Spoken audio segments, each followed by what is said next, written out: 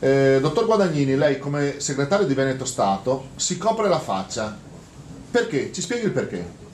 Allora, questo è il tema della nostra campagna elettorale. Noi promuoviamo il simbolo di Veneto Stato e non la faccia delle persone, perché pensiamo che venga prima il progetto e dopo le persone. Noi pensiamo che non ci sia alternativa ad uno Stato veneto indipendente, vi proponiamo di votare per Veneto Stato per raggiungere questo obiettivo. Stiamo cercando di spiegarvi che tutto il resto sono perdite di tempo, anzi scelte dannose per il vostro futuro, per i vostri figli, per la vostra famiglia. Lo dimostrano i dati.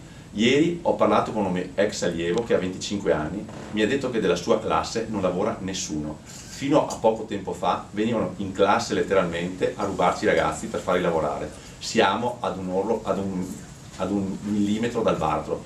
Dobbiamo diventare indipendenti per salvarci, per salvare la nostra famiglia, per salvare la nostra società. Serve l'indipendenza. Noi vogliamo con questo simbolo darvi un'opportunità. Non votate quello che avete votato finora, non votate le alternative di protesta, votate con la testa, votate Veneto Stato per avere un futuro migliore per voi e per i vostri figli.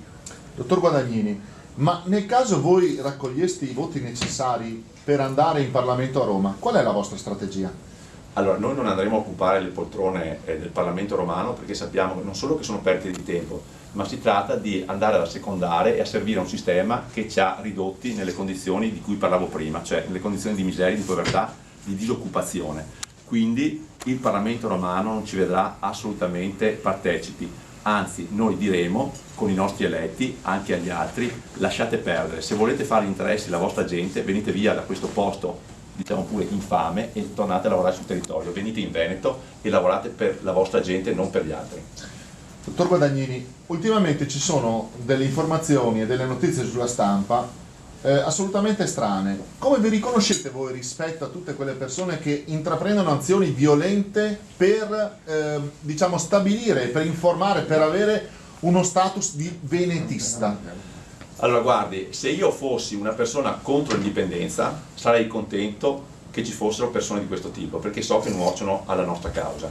Per arrivare all'indipendenza bisogna seguire un percorso pacifico, convincere gli elettori che non c'è alternativa, però gli elettori poi una volta convinti devono votare un simbolo. Una volta che abbiamo dimostrato che abbiamo il consenso, votando, l'indipendenza arriva, non c'è nessun altro modo per arrivarci. Con le azioni violente ci si allontana dall'obiettivo, lo dimostra per esempio l'esperienza basca, fino a quando c'erano i gruppi terroristi governavano i socialisti, adesso che la violenza è finita governano gli indipendentisti. Bisogna procedere con un metodo democratico come il nostro e raggiungeremo l'obiettivo di sicuro. Dottor Guadagnini, un'ultima domanda. Di solito la politica italiana è autoreferenziale, cioè si guarda solo quello che succede in casa nostra. Voi come impostazione di movimento siete più orientati a guardare quello che succede in Italia o a confrontarvi o affiancarvi con movimenti europei autoritari come abbiamo sentito, vedi Catalogna o Scozia, per seguire o per affiancare il loro percorso?